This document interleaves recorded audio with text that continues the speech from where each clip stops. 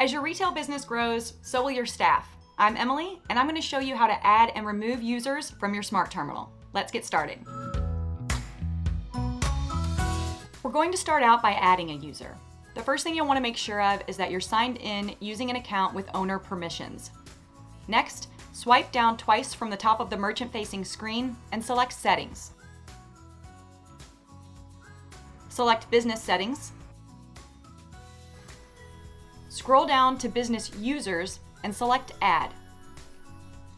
Enter a username, first name, and last name.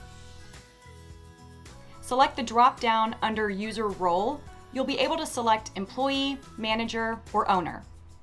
Managers and owners will have some additional capabilities like voiding transactions and refunds. Owners will also be able to issue non-reference refunds. Those are basically refunds that aren't linked to a specific transaction. Next, enter a 6-digit passcode using numbers only.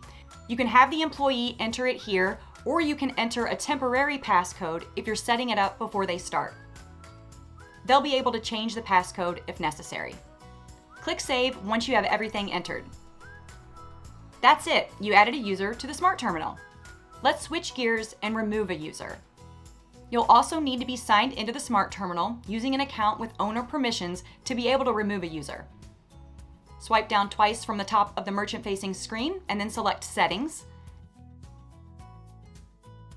Select Business Settings.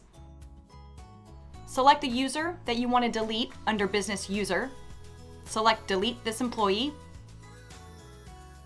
And the employee has been removed. It's that easy.